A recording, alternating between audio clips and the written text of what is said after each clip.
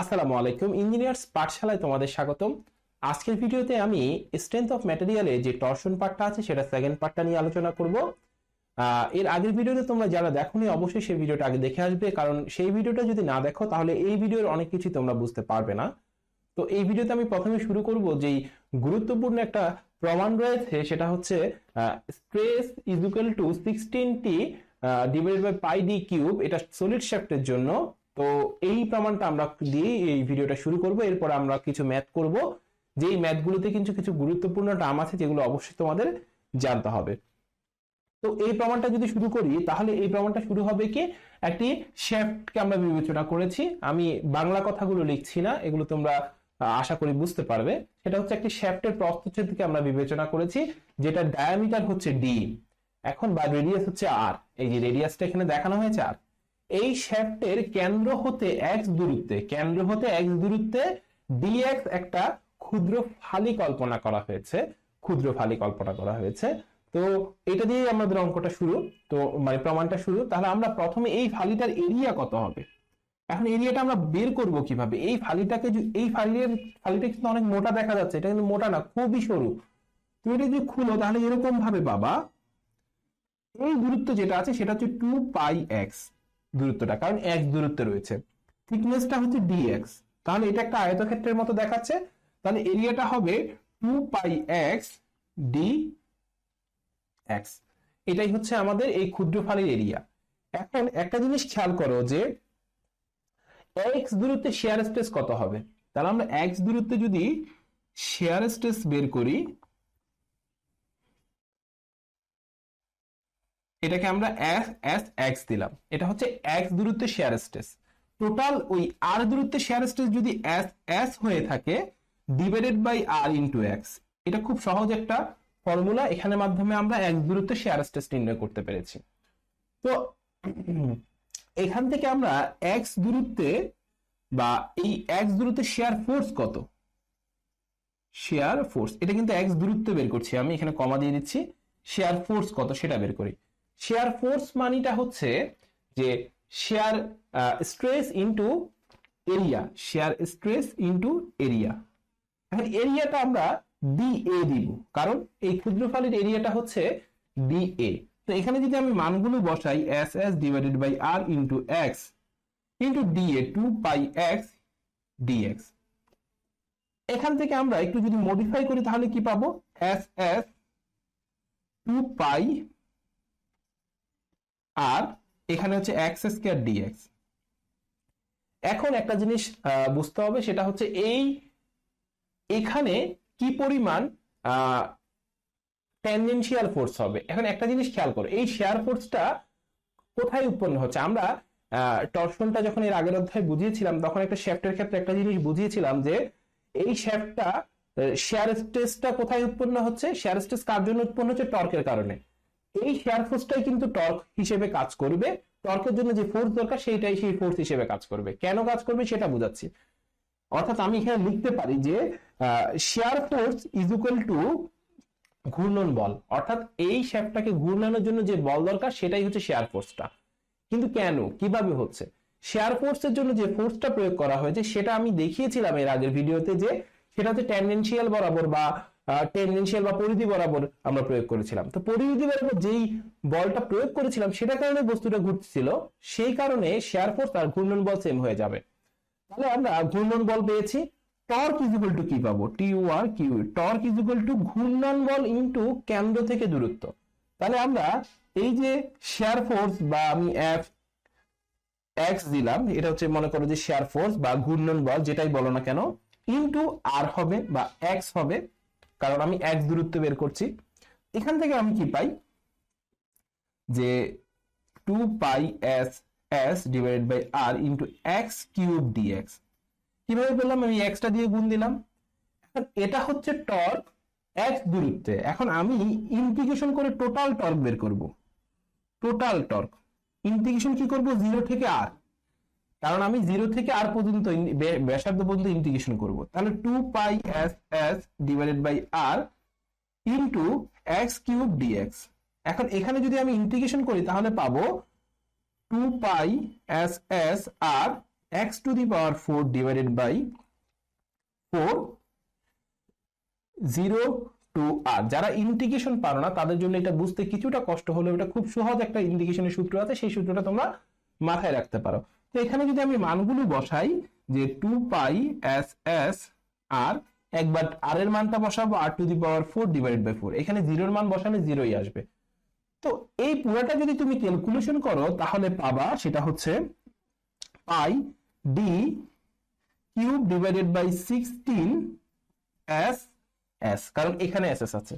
তো এই S S টাই কিন্তু শেয়ার স্ট্রেস। তো শেয়ার স্ট্রেসটাকে আমরা টাউ এস দ্বারা, টাউ ম্যাক্স দ্বারা বা টাউ দ্বারা প্রকাশ করতে পারি। তো এখানে তো টর্ক আছে টোটাল, তো এই পুরোটা যদি একটু মডিফাই করো তাহলে পাবা tau is equal to 16 T divided by pi D cube. তো এই হলো আমাদের প্রমাণ। খুব শর্টকাটে আমি করিয়ে দিয়েছি, এখানে আর টুকটাক কথা লেখার প্রয়োজন ছিল, কিন্তু আমি আশা করি এই জিনিসগুলো তোমরা নিজেরাই লিখে নিতে পারবে। তো এই ছিল আমাদের প্রমাণটা। আশা করি এই প্রমাণটা তোমরা বুঝতে পেরেছো। যদি না বুঝে থাকো কমেন্ট সেকশনে জানাবে, আমি চেষ্টা করবো যে যেখানে না বুঝো সেটা সলভ করে দেওয়ার জন্য। তো এখন আমরা পরবর্তী ম্যাথে চলে যাব। এখন আমরা যে অঙ্কটা করব, অঙ্কটা খুবই গুরুত্বপূর্ণ। এই অঙ্কে একটা টার্ম আছে যেটা তোমাদের অবশ্যই বোঝা উচিত, সেটা হচ্ছে হলো সলিড শেফটের গতি দেয়া আছে, পাওয়ার দেয়া আছে, যদি শেয়ার স্ট্রেস দেয়া থাকে, দেয়া আছে যদি সর্বোচ্চ টর্ক গড় টর্কের 30% হয়। এই জায়গায় একটা টার্ম বোঝার আছে, সেটা বোঝার আগে আমরা অঙ্কটা একটু সামনে এগিয়ে নিয়ে যেতে হবে, তারপর বুঝতে পারবে তাহলে শ্যাফটের ডায়ামিটার কত। এখন এখানে ম্যাক্স টি ম্যাক্স অর্থাৎ সর্বোচ্চ টর্ক গড় টর্কের 30% বেশি, যার কারণে 1.3 টি মিন হয়েছে। এই টার্মটা কিভাবে এসেছে একটু চিন্তা করলে বুঝতে পারবে, আমি এটা নিয়ে আর আলোচনা করছি না। এখানে মূল যেই জায়গাটা বোঝার আছে সেটা হচ্ছে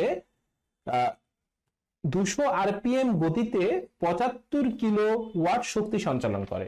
এই জায়গাটায় একটা মারপেচ আছে, সেই মারপেচটা হচ্ছে 200 আরপিএম 75 কিলোওয়াট শক্তি সঞ্চালন করে। এটা কিন্তু গড়টা দেয়া আছে, মানে মিনটা দেয়া আছে। এখানে এখানে ম্যাক্সিমামটা দেয়া নেই। তোমাদের প্রশ্নে যদি এরকম বলা থাকে যে 200 আরপিএম এ সর্বোচ্চ শ্যাফট কর্তৃক এতটুকু শক্তি সঞ্চালন হচ্ছে, সর্বোচ্চ কথাটা উল্লেখ থাকলে তাহলে এটা হচ্ছে টি ম্যাক্স হবে। অর্থাৎ পাওয়ারের সূত্রটা আমরা যদি লিখি 2 পাই এন টি ডিভাইডেড বাই 60, এখানে এই টিটা হচ্ছে যদি শুধু শক্তির কথা লেখা থাকে তাহলে টি কখন হবে, এই টার্মটা কখন আসবে, যখন টি ম্যাক্স আর টি মিনের একটা সম্পর্ক প্রশ্নে দেয়া থাকবে, তখন পাওয়ার থেকে তুমি যেই টিটা পাবা সেটা সাধারণত হচ্ছে টি মিন। যদি বলা থাকে যে পাওয়ারে সর্বোচ্চ এই পরিমাণ শক্তি সঞ্চালন করতে পারে তখন এটা পাবা টি ম্যাক্স। এই জায়গাটাই হচ্ছে মারপেস। তো এখানে পাওয়ার বসাই 75 into 10 to the power 3 2 pi into N, N এর মানটা হচ্ছে 200 ইন্টু টি এর মানটা আমি বের করব 60। এখান থেকে আমরা পাবো টি মিন পাবো। কেন মিন পাবো, এখানে গড়টা বলা আছে, কিছু বলা নাই মানে আমি গড়। কারণ একটা গাড়ি, যদি বলি একটা গাড়ি এত কিলোমিটার বেগে চলতেছে, তোমাকে যদি আমি একটা প্রশ্ন করি যে একটা গাড়ি যাচ্ছে এত কিলোমিটার বেগে চলতেছে, এটা কি গাড়ির ম্যাক্সিমাম স্পিড? না, এটা ম্যাক্সিমাম না, এটা গড় স্পিড আমি বলছি। গড়ে গাড়িটা কতটুকু স্পিডে যাচ্ছে। তো এখান থেকে আমি টি মিন পেয়েছি। তো এখান থেকে টি মিনের যে মানটা পাবো সেটা হচ্ছে 3580.98 নিউটন মিটার। এখন আমরা যদি টাউ এর অঙ্কটা যাই, টাউ এর টার্মটায় যাই, tau is equal to 16t pi D cube. টাউটা 70 into newton per millimetre square আছে, এটাকে নিউটন পার মিটার স্কয়ার যদি নিতে চাই 10 টু দি পাওয়ার 6 দ্বারা গুণ দিতে হবে।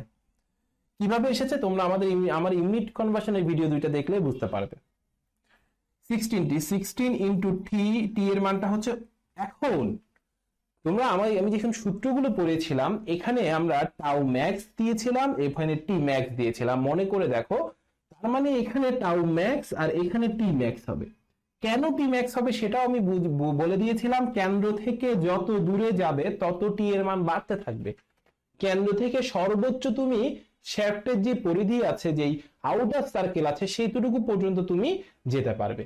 এই আউটার সার্কেলে গেলে টি ম্যাক্স হয়ে যাবে। তো আমরা এখানে ডি এর মানটা বসাচ্ছি, তার মানে রেডিয়াস বসাচ্ছি। রেডিয়াস যেহেতু বসাচ্ছি তার মানে আমরা আউটার সার্কেলে চলে গেছি, তার মানে এখানে টি ম্যাক্স হবে। আর টি ম্যাক্স যদি হয় টি ম্যাক্স হচ্ছে টি মিনের 1.3 গুণ, তাহলে এখানে 1.3 টি মিন বসাবো divided by pi D cube.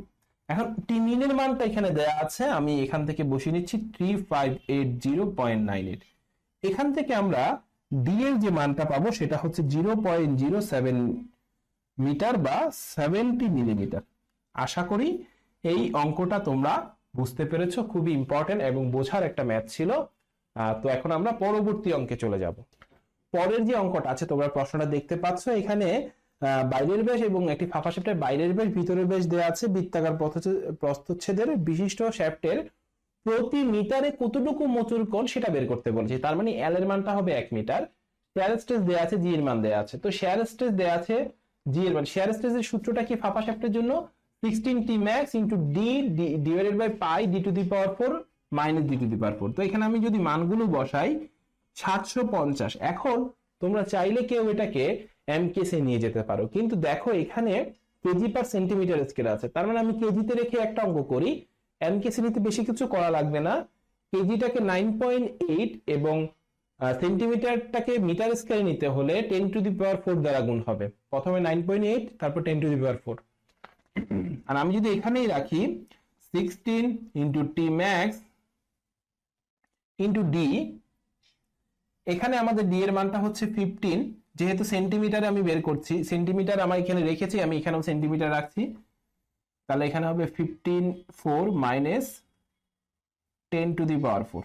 এবং এটা যদি তুমি ক্যালকুলেশন করো t max is equal to পাবে 398835 কেজি সেন্টিমিটার।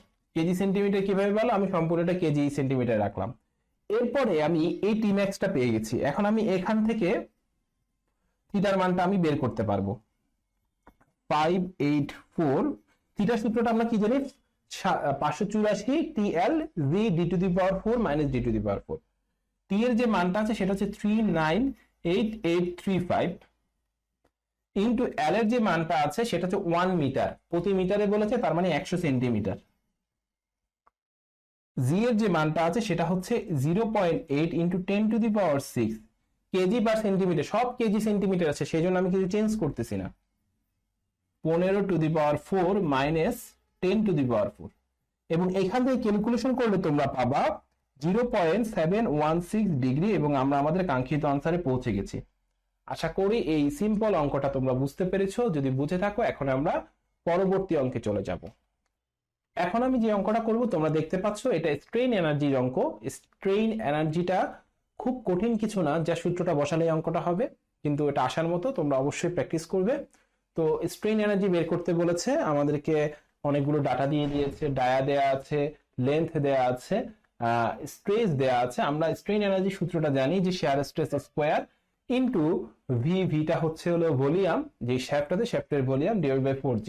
তো আমি যদি মানগুলো বসাই 50, আমি কিন্তু এমকেএসে নিয়ে যাব 10 to the power 6 square V volume, কারণ শ্যাফটের ভলিউম তো দেয়া নেই, আমাদেরকে ডায়া দেয়া আছে। আমরা জানি volume v is equal to l, এটা হচ্ছে পাই বাই 4 0.1 স্কোয়ার, এটা হচ্ছে এ, এল এর মানটা 1.25, তাহলে এটাই হচ্ছে আমাদের ভলিউম। তো আমি এখানে মানগুলো বসাই, pi by 4 into 0.1 square into 1.25 divided by 4g, 4 into 8 into 10 to the power 4। এটা হচ্ছে হলো, এটাকে এখন আমরা এমকেসি নিয়ে যাই নাই, এমকেসি নিয়ে যেতে হলে 10 টু দি পাওয়ার 6 হবে।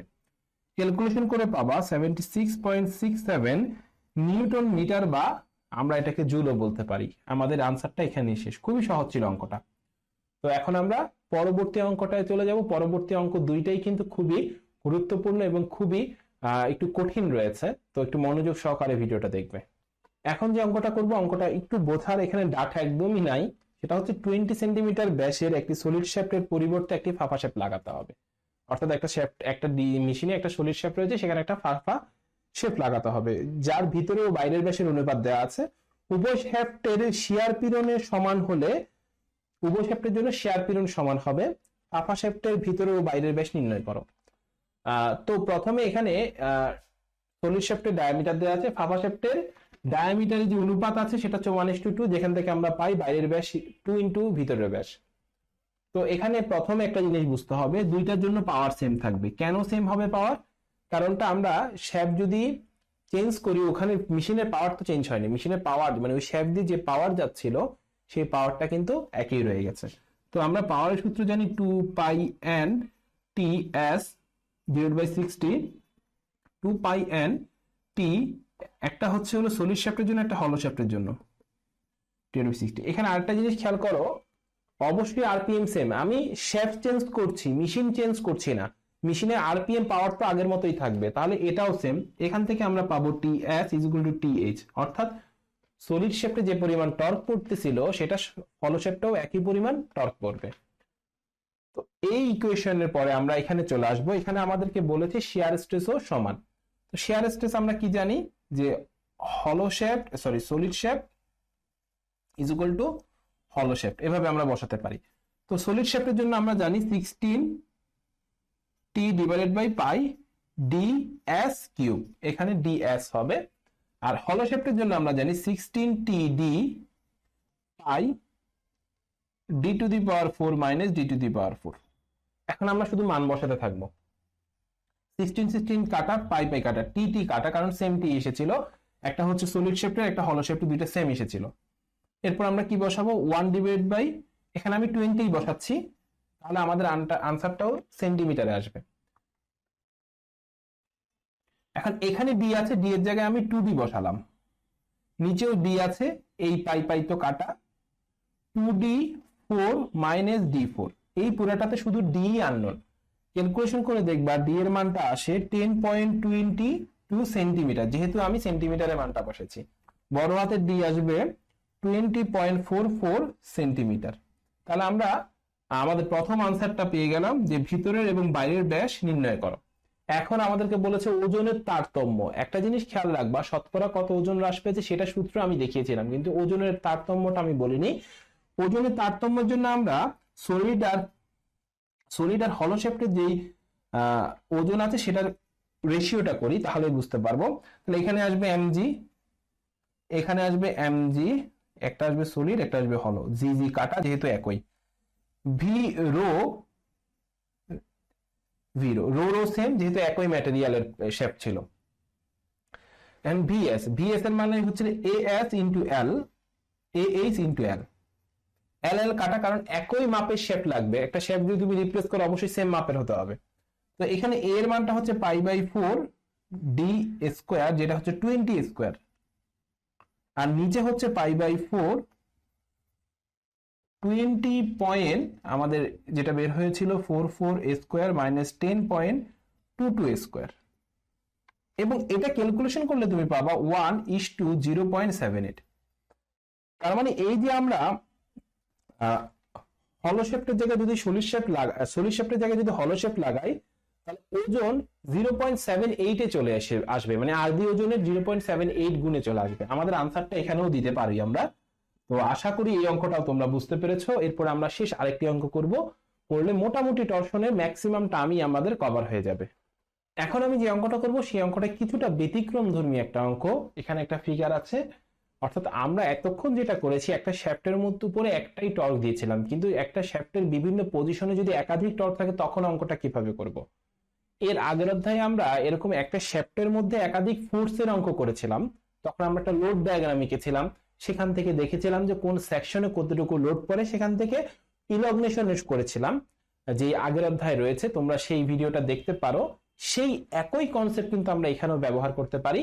আমরা এখানে একটা মোমেন্ট ডায়াগ্রাম আঁকবো, সেই মোমেন্ট ডায়াগ্রাম এঁকে আমরা দেখবো যে কোন সেকশনে কতটুকু মোমেন্ট পড়ছে। এটা যদি আমরা বের করতে পারি তাহলে সেই সেকশনের শেয়ার স্ট্রেসও বের করতে পারবো, সেই সেকশনের মোচড় কোণও বের করতে পারবো। তো তখন অঙ্কটা সহজ হয়ে যাবে। তো এটা যদি আমি মোমেন্ট ডায়াগ্রাম আঁকি তাহলে কেমন হবে আমরা দেখি। প্রথমে আনব্যালেন্স কত সেটা দেখতে হবে। এটা হচ্ছে ক্লকওয়াইজ, এটা হচ্ছে এন্টি ক্লকওয়াইজ। ক্লকওয়াইজ 800 আছে, এন্টি ক্লকওয়াইজ 200 আছে, তার মানে ক্লকওয়াইজ 600 বেশি আছে, তার মানে আমি এখানে একটা এন্টি ক্লকওয়াইজ 600 দিয়ে দিলাম, তাহলে আমাদের ব্যালেন্সিং হয়ে গেল। এখন এন্টি ক্লকওয়াইজ কে যদি উপরের দিকে লিখি তাহলে আমি এখানে চলে যাব, এটা হচ্ছে 600 এন্টি ক্লকওয়াইজ। এখানে আরো 200 এন্টি ক্লকওয়াইজ আছে, তাহলে যোগ হবে। এবার এখানে চলে গেলাম, এখানে ক্লকওয়াইজ 800 আসে, এটা মিটে গেছে। তাহলে এই যে দেখো, এখন আমরা এই ফিগারটা দেখে কি বুঝতে, এটা কিন্তু মোমেন্ট ডায়াগ্রাম, এটা দেখে আমরা বুঝতে পারছি যে এখানে কি পরিমাণ মোমেন্ট পড়ছে বা টর্ক পড়ছে, এখানে কি পরিমাণ মোমেন্ট পড়ছে বা টর্ক পড়ছে। তো এখন আমাদের অঙ্কটা সহজ হয়ে গেছে। এখন আমরা প্রথম সেকশন যেটা আছে সেটা হচ্ছে 2 ফিট, এটার জন্য যদি স্ট্রেস বের করি 16 টি divided by pi D cube, তাহলে এখানে 16 ইন্টু টি এর মানটা হচ্ছে 600 পাউন্ড ফিটে আছে। পাউন্ড ফিটটাকে আমি 12 দিয়ে গুণলে পাউন্ড ইঞ্চিতে নিয়ে গেলাম, যেহেতু স্ট্রেস বের করছি। Pi into D 2 cube, calculation করলে তোমরা পাবা সেটা হচ্ছে 4583.66 psi। এটা গেল আমাদের প্রথম টার্ম। এবার আমরা যদি দ্বিতীয় টার্মের জন্য যদি করি, সরি এখানে আমি টাও দিচ্ছি, হ্যাঁ, এবার যদি আমি 3 ফিটের জন্য করি তাহলে কি আসবে, 16t divided by pi D cube, এখানে টি এর মানটা 16 ইন্টু 800 ইন্টু 12, যেহেতু ইঞ্চিতে নিয়ে যাচ্ছি, pi into 2 to the power cube. এটা ক্যালকুলেশন করলে তোমরা পাবা 611.54 psi। আমাদের এই অঙ্কে দুইটা টার্ম কিন্তু শেষ। এখন আমাদেরকে এখন কিন্তু বোঝার অনেক কিছু আছে। মোচর কোণ, টোটাল মোচর কোণ বের করতে বলেছে, এই প্রান্তের সাপেক্ষে এই প্রান্তের মোচর কোণ বের করতে বলেছে, θ1 প্লাস θ2, যেহেতু দুইটা সেকশন। এখানে একটা জিনিস বোঝার আছে, সেটা হচ্ছে দেখো দুইটার মধ্যেই কিন্তু সেম টাইপেরই মোমেন্ট তৈরি হচ্ছে, ঠিক আছে, দুইটার মধ্যেই সেম টাইপের মোমেন্ট তৈরি হচ্ছে। তাহলে এই ক্ষেত্রে কি হচ্ছে আসলে, মূলত এরকম হলে তাহলে যোগ হবে, যদি একটা নিচে থাকতো তাহলে আমরা এটা বিয়োগ করতাম, মানে আগের টাইপের যে অঙ্ক আছে সেটার মতোই সেম কনসেপ্ট। যেহেতু দুইটা সেম সাইডে, দুইটাই পজিটিভ সাইডে, সেই জন্য আমরা কি করব, যোগ করব। θ1 এর মানটা হচ্ছে 584 t l divided by g d to the power 4 plus 584 t l divided by g d to the power 4, এটা 2, এটা 1। এখন মানগুলো বসাবো। টি এর মানটা হচ্ছে 600 ইন্টু 12, এল এর মানটা 2 ইন্টু 12 ডিভাইডেড বাই জি এর মানটা যেটা আছে সেটা হচ্ছে হলো, এখানে জি এর মানটা দিয়ে দিয়েছে, সেটা হচ্ছে জি ইজ ইকুয়াল টু হচ্ছে 4 into 10 to the power 6 psi, কিন্তু খেয়াল করবা তোমরা, 4 into 10 to the power 6 psi into d to the power 4 2 to the power 4 plus 584 into t এর মানটা 800 ইন্টু 12, লেন্থ হচ্ছে 3 ফিট ইন্টু 12, আমি সব ইঞ্চিতে নিয়ে যাচ্ছি। জি এর মানটা 4 into 10 to the power 6 into D এর মানটা হচ্ছে 2 টু দি পাওয়ার 4। এই পুরাটা ক্যালকুলেশন করলে তোমরা পাবা 4.73 ডিগ্রি। আশা করি এই প্রত্যেকটি অঙ্ক তোমরা বুঝতে পেরেছো। অঙ্কটা খুব সহজ ছিল, কিন্তু বোঝার কিছু টার্ম ছিল। আশা করি এই টরশনের প্রত্যেকটা ম্যাথ তোমরা বুঝতে পেরেছো। যদি কোনো সমস্যা থাকে অবশ্যই কমেন্ট সেকশনে জানাবে, কিংবা আমার সাথে যোগাযোগ করবে, আমি চেষ্টা করব খুব দ্রুত তোমাদের প্রবলেমগুলো সলভ করে দেওয়ার জন্য। তো আজকের ভিডিও এখানেই শেষ, পরবর্তী কোনো ভিডিওতে দেখা হবে, ততক্ষণ ভালো থাকবে, আল্লাহ হাফেজ।